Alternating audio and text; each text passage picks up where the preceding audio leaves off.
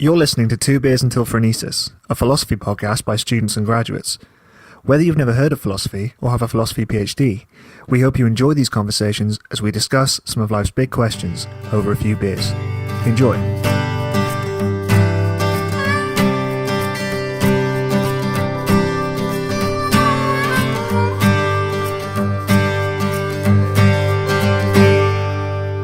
So we've got the two Joes again. Hello, Joe. Hi.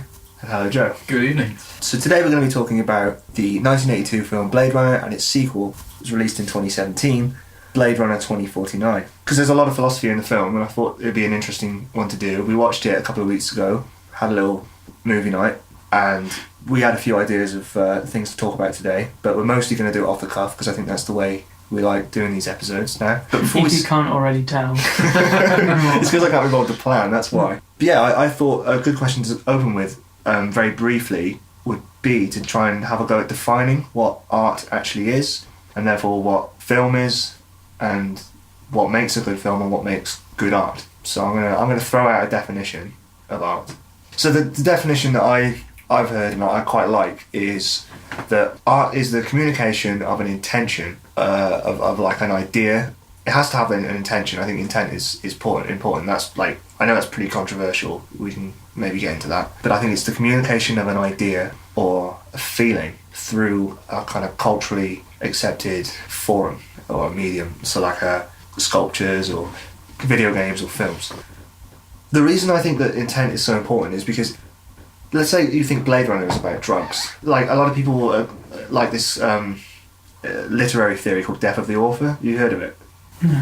There's the whole idea that the meaning of art is controlled through the person reading it. The writer of the film doesn't get to decide what's canon once he releases it out to the public, kind of thing. That's kind of what it is. Tell that to Ridley Scott. Exactly. I was going to say tell that to J.K. Rowling. Yeah. Dumbledore was gay. Yeah, Dumbledore was gay. And what was the other one he did? Hermione's black. I never said her race, but she did say her race. Brilliant. Oh, really? Yeah. There's a bit when Hermione's afraid or whatever and she goes white. She Quite impressive, wouldn't you? Yeah. I mean, how afraid? Quite afraid. If you can't tell already, I'm really congested, so that's why I sound worse than usual. And due to us sharing Bombay mix, so me and Joe next week. Oh, man. And I'm drinking 2.8% ale, so it's going to take a few of these before I get to Phronesis. So art, I agree with the intention aspect of it. Ultimately, art is a conversation, and I don't think it's really any different, apart from the medium that's being told, to me talking to you right now. It's just a little bit more poetic. I think you can have ambiguity, and you can take inspiration from things, but it comes to a point where you can't just walk along and say that road is art, that car is art, that, you know, it has to have context, doesn't it? Yeah. I think the context you talk about is intention. It's conversation, and what you decide is conversation. You can kind of play fast and loose with it, but you can't define it too far, otherwise there's no point using the word. You can't just call anything you come across art because you find art in it. I think there's even been, within art, pieces of art that question whether or not they're pieces of art. But that's the point of the art. Yeah, that could be part of the art, so, yeah. Like, the Brillo pads. Yeah. Is that Andy Warhol? I think so. It's just a box of Brillo pads, right? Right, yeah. But by Andy Warhol saying, oh, this is a piece of art that I've created, it now takes on a whole new life. It's making you think about why is it art, isn't it? Yeah. So, not only is art something that can communicate something, it can also be self-referential, and I think that referential aspect also highlights another aspect of art, which is anything can be art, but it is, as Joe was saying, the context of it. I think the context of it and the intention combined creates something completely different to, say, if I just put this bottle down, because it's just a bottle on the floor, right? Yeah, so but if I suddenly say, "This, I've done this intentionally, this is my art piece," then the whole kind of dimension of it takes a new twist or whatever. Yeah, there's the classic example of just putting a pair of glasses down in an art gallery, and then people start gathering around the pair of glasses they think it's an exhibit. Yeah. And then that leads to the argument that you can say, oh, anything's art, like Joseph, he just puts the bottle down, it's art. But the point of the context is that it's in the context of an art gallery. Yeah. It's supposed to be art, there's an intention behind it. And when those people realise the intention, they're usually annoyed. Exactly, yeah. Yeah. Exactly. And it makes you think about it. It's in an art gallery in a context, and it's making you think, why is it art? And already it succeeded as a piece of art because you're thinking about it. And I think some of the people that disagree with that definition, I think a lot of them think just because art can take on any medium, they think that anything can be art and therefore the definition, the idea is meaningless. But I think a lot of the time people are thinking of abstract art, and I've got a little bit of a soft spot since learning about it for abstract art, because I used to have that exact same opinion before I studied it.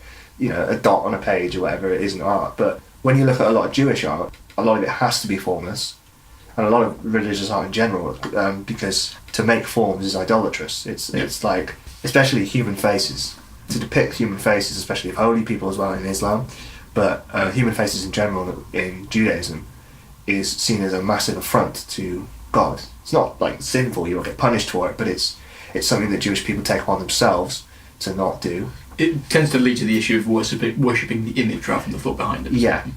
Yeah, it's this, and it's to enforce an idea really in the community of humility. Yeah. And even within abstract art, you have like brushstrokes and things that are quite complicated, and it's like people going, "Oh, I could do that." Well, could you? My 12-year-old could do that. Yeah, no, you probably couldn't. There is a little bit more going on than you think. I kind of understand that to a certain extent, and I do like to kind of interject a bit and say that there is a sense of skill, I think, in art, and I think that should be taken into account.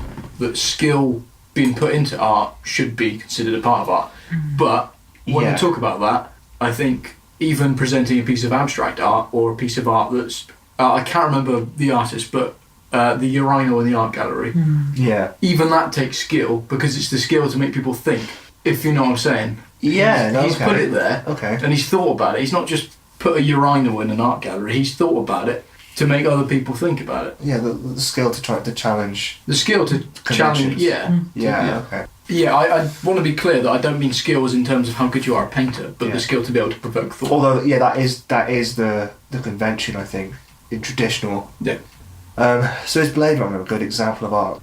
I think there are two ways to look at this. So you can look at it in terms of taste. At the end of the day, my taste is something that there's no point me talking to you about my taste for an hour on a podcast.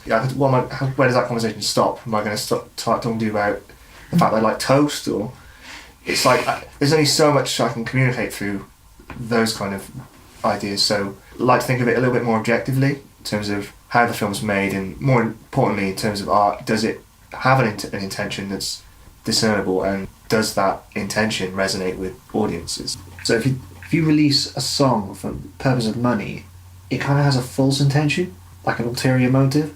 It's not a true expression of what you think it is. So therefore, I think subjectively we can kind of have grounds to say things are less artistic. Yeah. Tentatively. The best art is for its own sake and has a clearer vision.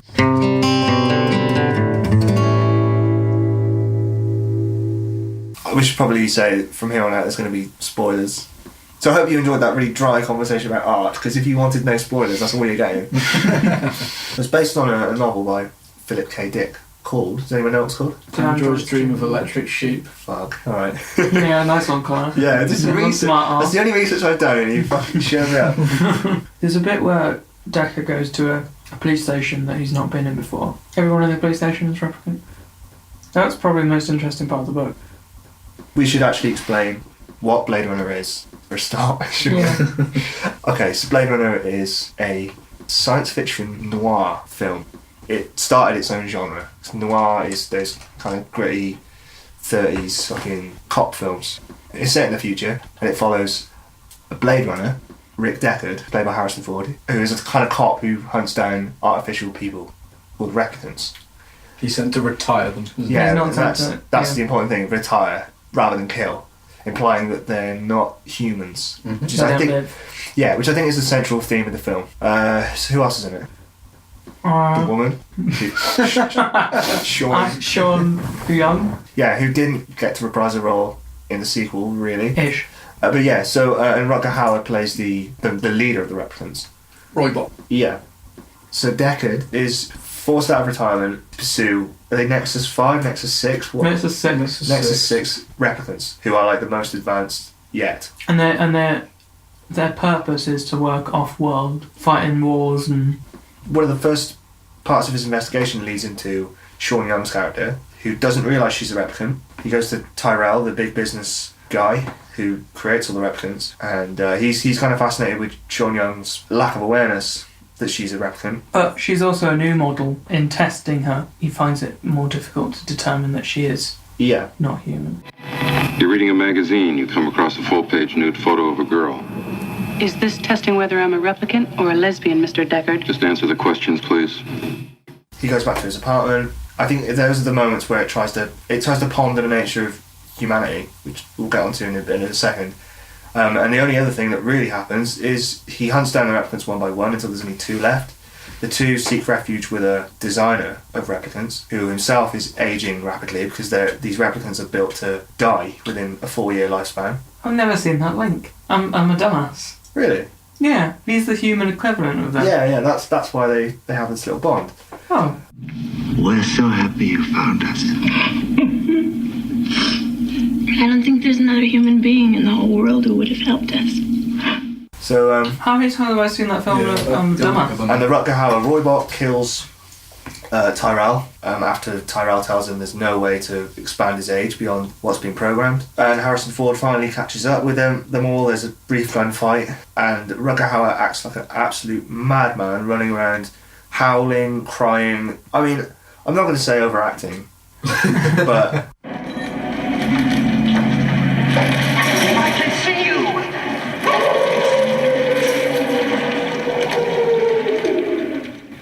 And this is where I think some of the philosophy falls a little bit flat. He puts nails through his hand. Yeah, a little bit biblical. To feel alive. Yeah, and it's like, oh, Jesus, literally.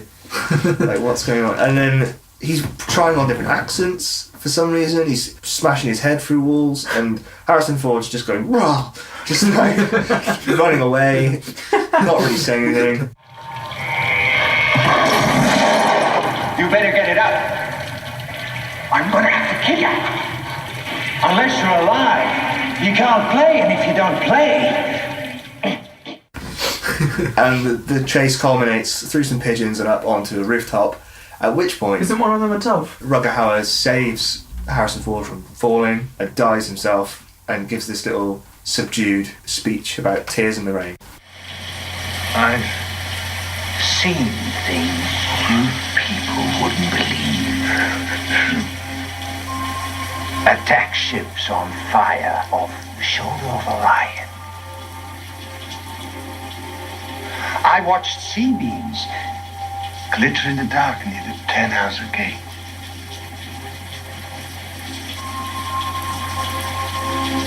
All those moments will be lost in time, like tears in rain. And that part where he shows a little bit of humanity is basically what the film's been building to the whole time. That is the only thing the film really has to say. Yeah. And then Rachel, Sean Young's character, and Rick Deckard, I think they're allowed to leave and the police don't pursue them, and supposedly they live a life elsewhere. So what did we think of the first Blade Runner? Boring? Slow paced. It is. There was a slow pace. It is a slow burner. I like it. Yeah, I like it, and I think we have to give it its credit for a lot of things. So you have to look at it from a point of view in 1982. Like, absolutely. if you're watching it in 1982, holy shit, it's big. Yeah, It's hot. It is. It's hot right now.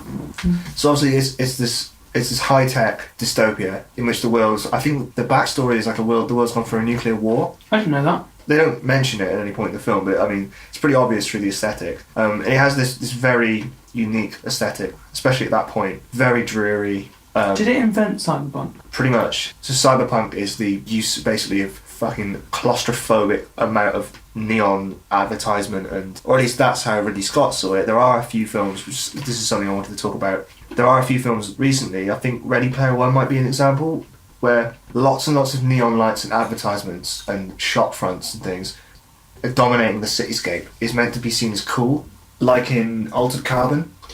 Ghost in the Shell as well does a similar thing. Yeah, and it's like it shows. Oh, isn't this is a kind of beauty with Ridley Scott's Blade Runner? It really is just this. It adds to the claustrophobia and the depression and the fact that human life means nothing in this. It's always fucking raining. Yeah, it's always raining, and it's always adverts just so pervasive, just everywhere in every shot, and people just rushing, and it's a very cold universe. Ready And, Player One. You know where that was filmed? where was it filmed? Birmingham. Was it? Mm. So nice Because they wanted a post-apocalyptic. They wanted a shithole. Yeah. Really? Yeah, there was literally an interview with Steven Spielberg, and he's like, we wanted something that looked like it had been bombed. Well, why not London? What areas? Imagine, yeah, trying to afford to shoot that long in London. Yeah, true. Oh, yeah, I suppose.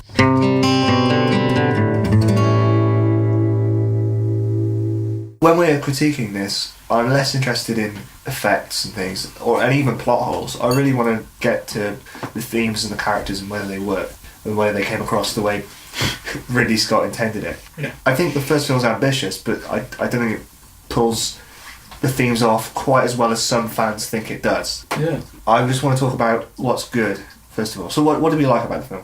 I'm going to say straight away, just the whole environment. Yeah. Did you like the Jawas? The Jawas. Just random, The weird little... Yeah. like, people trying to nick things off his flying car. Yeah. I just like the whole... the world building in that film. As soon as you see it, you're instantly like, oh, I know how it would feel to live somewhere like that. It makes you feel it, doesn't it? Yeah, it doesn't look particularly... It's not an image of hell. There aren't people writing over each other, but it's very claustrophobic. Yeah, they are very... Quite relatable. They as are well, figuratively, yeah. Yeah. And it's scary how close Yeah. some places in the world are getting to that. It's got this Asian theme going on as well, it does, yeah. which we might talk about later. But you can compare it to, like, Japan. yeah, well, like- a city that has massive problems with smog and Yeah. this high rise, yeah. So I think they do spend a lot of time just real slow shots of the city. Mm.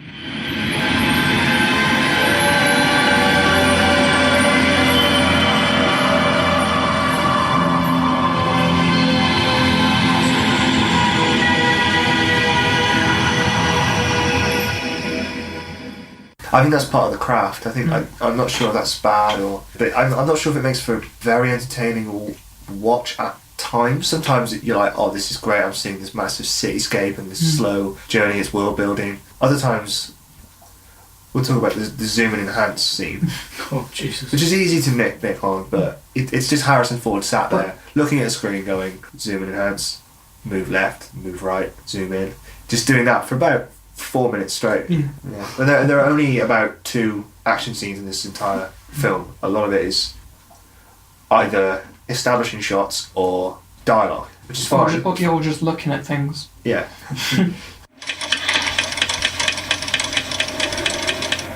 Move in. Stop. Pull out track right. Stop. Center and pull back. There is a pacing issue, I'd say. The second film has a slow pace, never really feels like it's overstaying its welcome. I'm not really sure why that is. Okay, but I think when we're talking about intention, I'm not necessarily sure if it's meant to be entertaining. I think you're meant to be sucked in at that point. Yeah, but I'm not even sure that when this came out in 1982, Yeah. this is like the era of Rambo and like Arnold Schwarzenegger just blowing crap up. For this film to come out, I don't think it was meant to be a blockbuster film. I think it was meant to be kind of the opposite of that. There were artsy films like 2001: A Space Odyssey and going further back, Citizen Kane. Yeah, I guess they don't really have that pull with general audiences. They still don't. I mean, Blade Runner 2. Blade Runner 2049. Yeah. That Did poorly, didn't it? didn't do very well, yeah. I think it's because they didn't want to give much away in the marketing. And I think Hollywood likes to stick to established franchises now. I think this has kind of a niche following, this first film. I think it's like a cult following because the initial reception wasn't very good. Then again, the theatrical edition ends with them like as going into the sunset in like a forest. Yeah. It's really strange, and I think it was tacked on because of pressure from the studio. Because it's too depressing. Yeah, they felt everything was just a bit too bleak. But yeah, so the design is great, and the fact how they achieved that with scale models. I mean, you were talking about skill.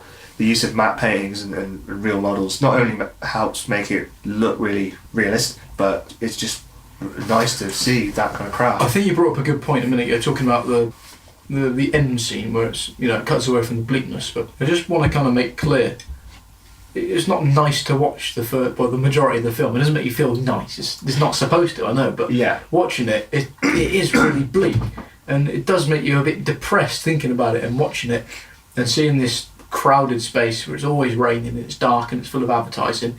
Yeah. And it really does make you feel it. It does a really good job of making you consider what that would be like. He wants to make us feel that, but why? And does he achieve it? He obviously does, but why? Why does he want that? And I think it's because he wants to communicate some kind of truth, and it's whether that truth exists is really whether the film is any good. But a lot of the philosophy, for me anyway, falls a little bit flat. It feels like philosophy 101. In the first one, yeah.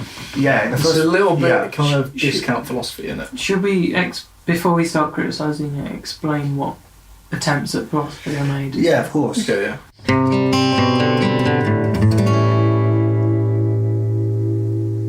So the philosophy of it, Yeah. the kind of Je pense en je suis. Je pense donc je suis, that is in the film, but not in French. What, I think therefore I am? Yeah, he says, One of the robots says it. Yeah, Roy Bot says it Alright. to J.S. Sebastian.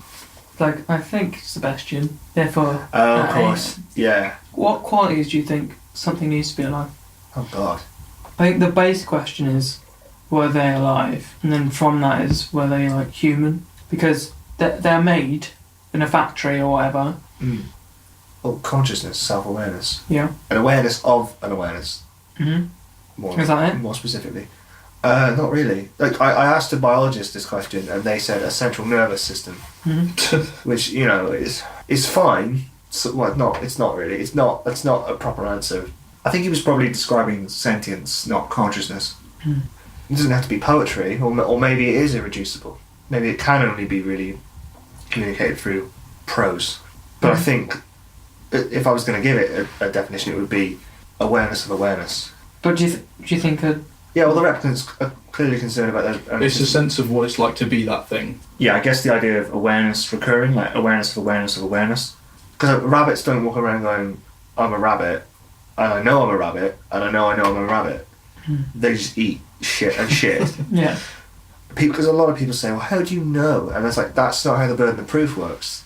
If you're doing it for that, you could say, how do you know about anything? You say, well, how do you know my chair isn't alive? You can't disprove it. You can't prove that something isn't the case. It's not. You have to assert something. You have to prove positive that thing. Otherwise, anything you say without evidence could be dismissed without evidence. But it's on you asserting the thing. Because a lot of people talk about dolphins, and it's like, well, we probably see dolphins. Dolphins are amazing creatures. I'd like a pet dolphin. I don't like dolphins. Why? They're rapey. Rapey sea sheep. Yeah. Right, okay. Have you seen what they do to other fish?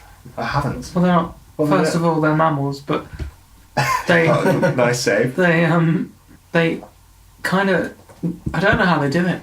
It's amazing, but with their penises, they hollow out the insides of fish and fuck it. Right. To quote Joe, it's amazing. Did I say it's amazing? You did. I don't know how they. I wouldn't be able to do it. Good. Would you want to do it? No, but they do it. Okay. We'd probably see dolphins exhibiting some kind of behaviour like worship or language. Or like pack mentality still. Like with a wolf or something. And they can display a form of intelligence. Yeah. Where it can be read as a form of intelligence, put it that way. Yeah. So the behaviour they display looks impressive. Their communication is complex, but it's not... It stops there though, doesn't it? Yeah, well, a mutual friend of ours said something like, deers have democracy. It's like, no... I know David Attenborough constantly keeps saying things like, this young couple of parakeets are going on a date. They're not. He's saying, you do realise they're not actually going on a date. That's figurative language because their behaviour is incredible and complex and can be compared to a human date. That's exactly it, we're using human stuff to put it on It's just animals. an analogy. Yeah. Deers don't really have democracy. No. She flies off without even seeing his dance. He delivers his berries too late. He never got a chance to win her heart, and he lost his precious polishing cloth. So, do we think the replicants are conscious? They're definitely conscious. Yeah, well, it Yes, can't yeah. prove consciousness. I mean, we don't really even know what consciousness is, but No. we know what it looks like, and We know what it looks like from the outside. yeah, and they Kind of. They qualify for the think thing. yeah, thinking. Yeah. There is a Greek word for it. and Yeah. I don't think it's. I'm sure there is. Colin. I don't think Yeah. I don't think it's that clumsy. There's a lot of weird biblical. There's a lot of weird biblical stuff going on as well. My problem with the Christian themes is they don't really feel like they fit. It feels a bit cheap and syncretic, and it feels like they're just pointing out a parallel rather than a point. It's like, well, why use Christianity specifically? And it kind of just feels empty and like fake profundity. Yeah. Look at you. You're the prodigal son. You're quite a prize.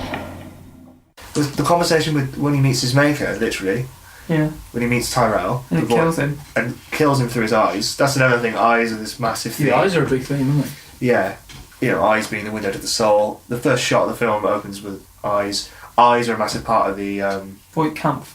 yeah. There's like themes throughout the film as well. Like the eyes will glaze over of the replicants. There'll be a bit where their pupils go kind of white in a reflection. Yeah. And it's only the replicants it happens to. There's a kind of this is a replicant. Yeah, character. because Ridley Scott said that's not what's happening. That's a visual cue for us to Yeah. recognize, see them as more of a robot. I'm still not really that sold on the ending. Like, this is a guy who Rutger Hauer has murdered loads of people horrifically, showing no remorse, and he talks like an absolute fucking maniac. Lunatic. Man. Police man That's our favourite talks like bit. a robot, which is not the point. Sure, you show this person to be cold and calculating, and then you show him doing something compassionate at the end. But is it really It's kind of compassionate? juxtaposition, isn't it? He was ad-libbing a lot of his performance. The Tears in the Rain speech is actually ad-libbed. Is it? Yeah, well, to be honest, he is actually more connectable than Deckard. That's my other problem with the character of Deckard. I don't really find myself rooting for him at the climax when they're fighting each other.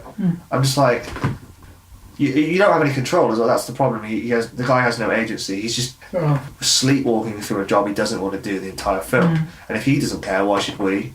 And he's not got much of a life outside of this. It's not like he completes this and gets to live happily ever after. He goes back to alcoholism. So we don't really get a sense of what his character is. He's other a than hunky Harrison Ford type. This might be my own prejudice, but is that a character problem or a Harrison Ford problem? there's in one of the editions, 'cause we watched the director's cut, but in one of the editions there's like voiceover, and apparently he delivered his lines as badly as possible so they wouldn't get used. New climate, recreational facility. They don't advertise for killers in a newspaper. That was my profession. Ex-cop. Ex-Blade Runner. I mean, go and find it. It's so funny. My ex-wife used to call me a wet fish or something like that. After the Tears in the Rain speech, it just undercuts the only real moment in the film with, I don't know why he saved me. Maybe it was because he just wanted to. It's like, what? That was the theatrical release. Was it? Yeah. Oh my goodness. No wonder it got bad reviews. I don't know why he saved my life.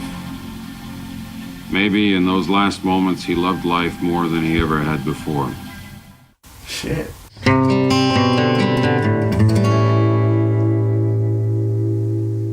Some of the predictions that he got right are kind of interesting, like voice control, AI, and then some of the things he got wrong, like flying cars. Why did everyone think we'd have flying Everybody cars? thinks we get flying shit. We're still going to get these flying cars. But yeah, probably the scariest predictions are the advertising and the low quality of life that everybody seems to have, and the environmental damage that it predicts. Yep. It's There's no wildlife. yeah, it makes a big point in both films saying about there are no wild animals, apart from I think the pigeons at the end of the third act Of course they're going to live. during the big And fight yeah, the scene. rain. Yeah. The rats are the sky pigeons. I'm not a big fan of his performance. I like Indiana Jones. I like Han Solo. His actions are just really jerky the entire film. He's acting like a fucking robot. Which we'll get onto that actually, right? Do we think that he's a robot? Yeah. Yeah. Well, here's the thing. Harrison Ford thinks he's not, Okay. And no, That's fine. and everybody else. Thought we shot first as well. Everybody else thought that he wasn't either until Ridley Scott adds in the dream unicorn sequence and then tells everybody that was the case all along. But this is a perfect example of like, as soon as it's made, it's anyone's guess. Yeah. Yeah, well, I don't think that's necessarily true. What do you mean? Well, we were talking about intention, weren't we? I think there has to be a clear intention. And But maybe the intention was to just plant the seed of the idea. well, if we think that art is a conversation, then surely it's the same as any conversation at its core. It may be more ambiguous, but there's still a right and wrong answer behind it all, unless the right and wrong answer is ambiguity itself, which is maybe what he's going for. But let's say he's not going for ambiguity, then there has to be a correct way of interpreting it. Otherwise, we could look at a letter from Anne Boleyn to Henry VIII and go, oh, it's up to us to decide the meaning. It's not. There was a meaning. But I think that ultimately it doesn't matter whether he's a replicant or not. I think that's the point. Let's say he is. It means that we've been following a protagonist who thought he was human, acted human. Replicants weren't supposed to have feelings. Neither were Blade Runners. What the hell was happening to me? Outside of Rutger Hauer's little revelation, there's really not that much going on. Not overtly, in terms of... No. There are things you can pick apart and talk about, like the culture and the world building and the environment and the advertising. That gibberish he talked was city speak, gutter talk, a mishmash of Japanese, Spanish, German, what have you. Yeah, I think the best parts are in the setting, and the narrative kind of gets swallowed by this fucking pedestal of this really imaginative, terrifying, potentially possible world. I think the main thing that we want to talk about is the human kind of thing. You're watching television. Suddenly you realize there's a wasp crawling on your arm. I'd kill it. What do you think of the character of Rachel? I don't think they have much chemistry. Yeah. I mean, no, she gets physically assaulted by him. Yeah. I don't know what that is. I don't know if that's just 80s, just in there. I can't tell if it's just 80s. For me, the major problem is that it builds up these characters with no human spirit, and then at the end tries to give them spirit and meaning, and that's fine. That's a nice arc, but it relies on chemistry, not rape. You kiss me. I can't rely on... Say, kiss me. Kiss me. But Sean Young and Harrison Ford actually hated each other in real life, and I think it shows. Yeah. And then the added question of whether he's a replicant, it kind of confuses that ending arc as well. For example, I think it probably raises too many questions about determinism. Plus, why was he physically weak? Why is he a terrible detective? Excuse me, Miss Salome, can I talk to you for a minute? I'm from the American Federation of Variety Artists. The best parts of it are the extreme utilitarianism of that society, the environmentalism, and the oppressive nature of their existence. But they're all backdrops to this story about humanity. It's a good saying for a story about humanity. I just don't... Yeah, I mean, I like the film. I'm probably being way too cynical. I'd say you are. Yeah, it's in my top 10.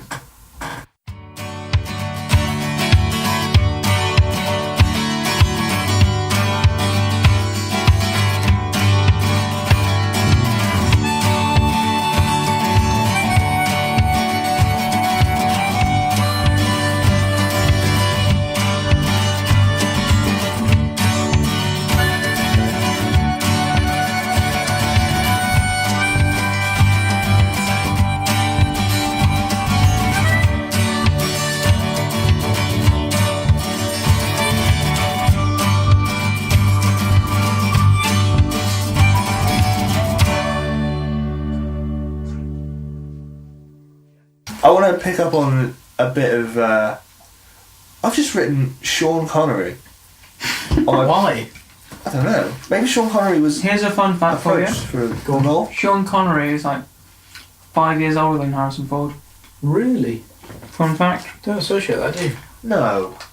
Bloody hell. It's not true. Maybe I'm bullshitting. You are. Type it up. How old is Sean that? Connery's fucking old in Alright, Indiana Jones 3. let's pause the podcast.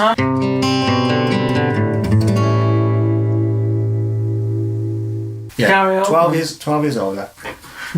No, not having any more of your facts. I didn't know how long we'd have together. Who does?